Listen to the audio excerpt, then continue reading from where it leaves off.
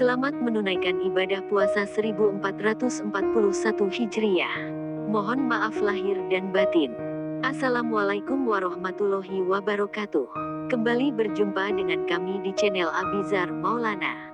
Masih di kisah nyata dalam cerita. Pada kesempatan kali ini kami ingin berbagi cerita tentang kisah Rasulullah untuk Anda semua. Semoga bisa menambah wawasan dan rasa cinta kita kepada Rasulullah. Tapi jangan lupa subscribe serta klik ikon lonceng notifikasinya agar bisa mendapatkan kelanjutan dari kisah ini. Serta jangan lupa like dan bagikan kepada teman-teman kita.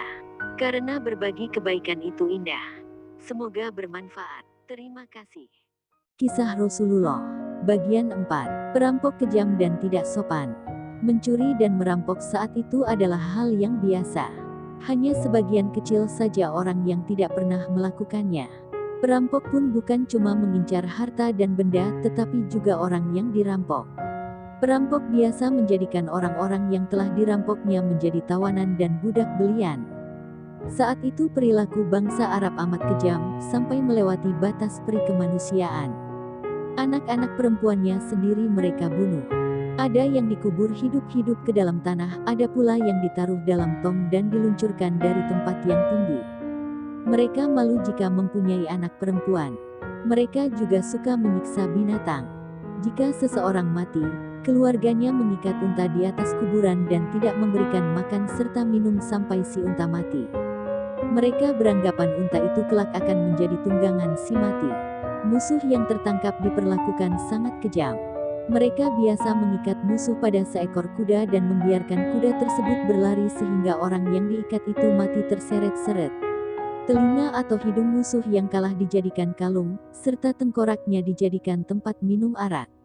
Orang jahiliyah juga tidak mengenal sopan santun, mereka biasa berkeliling Ka'bah tanpa memakai pakaian. Begitulah kebiasaan orang-orang Arab saat itu. Mereka adalah bangsa yang maju perdagangannya, pandai membuat perkakas, membuat obat, ahli astronomi, serta mahir bersyair. Namun mereka juga mempunyai kebiasaan buruk, memakan bangkai binatang. Dalam urusan makan dan minum pun tidak ada yang dilarang. Segala macam binatang boleh dimakan. Binatang yang sudah mati pun disayat dagingnya, dibakar, dan dimakan. Mereka juga suka meminum darah binatang, dan makanan darah yang dibekukan. Muthalib. Suatu hari, Hashim pergi berdagang menuju Syam. Ketika melewati Yasrib, di kemudian hari disebut Madinah, Hashim melihat seorang wanita baik-baik dan terpandang. Siapakah wanita itu? Tanya Hashim kepada orang-orang Yasrib. Dia adalah Salma binti Amr. Suaminya telah tiada. Kini dia seorang janda. Mendengar itu, Hashim melamar Salma dan Salma pun menerimanya. Mereka lalu menikah. Hashim tinggal di Yasrib beberapa lama. Ketika Salma mengandung, Hashim melanjutkan perniagaannya. Namun, itulah kali terakhir Salma melihat suaminya karena Hashim tidak pernah kembali lagi. Ia meninggal dunia di Palestina. Salma melahirkan seorang anak laki-laki yang kemudian diberi nama Syaibah. Sementara itu, sepeninggal Hashim, kedudukannya sebagai pemuka masyarakat Mekah dipegang oleh adik Hashim yang bernama Al-Muthalib. Al-Muthalib juga seorang laki-laki terpandang yang dicintai penduduk Mekah. Orang-orang Quraisy menjulukinya dengan sebutan Al-Fayyad yang berarti sang dermawan.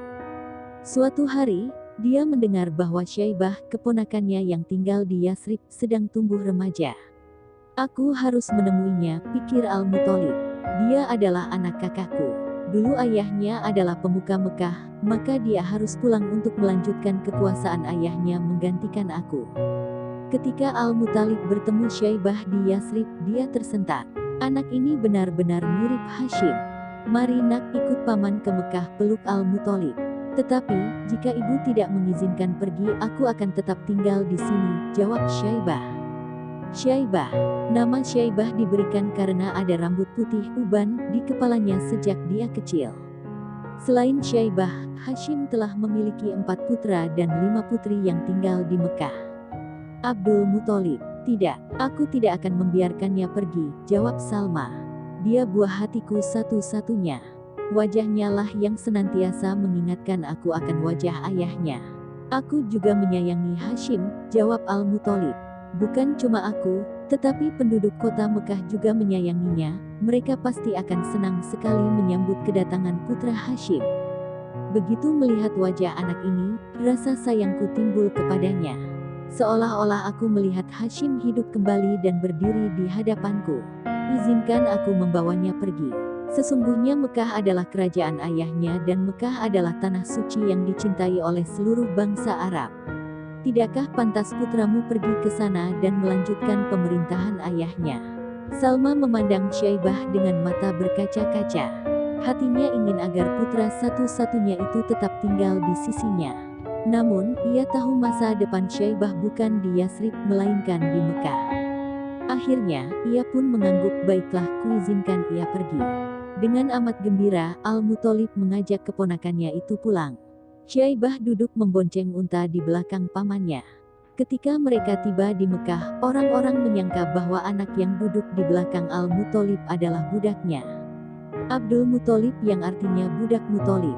Orang-orang berteriak, Abdul Muthalib, Abdul Muthalib. Panggil mereka kepada Syaibah. Celaka kalian. Dia bukan budakku, dia anak saudaraku, Hashim. Namun, orang-orang telanjur menyebutnya demikian sehingga akhirnya nama Syaibah pun terlupakan. Setelah itu, dia dikenal dengan nama Abdul Muthalib. Dia kelak menjadi kakek Nabi Muhammad. Insya Allah. Bersambung. Demikian kisah pada kesempatan kali ini. Jangan lupa subscribe serta klik ikon loncengnya untuk mendapatkan notifikasi kisah selanjutnya dari Kisah Rasulullah bagian 5. Terima kasih. Wassalamualaikum warahmatullahi wabarakatuh.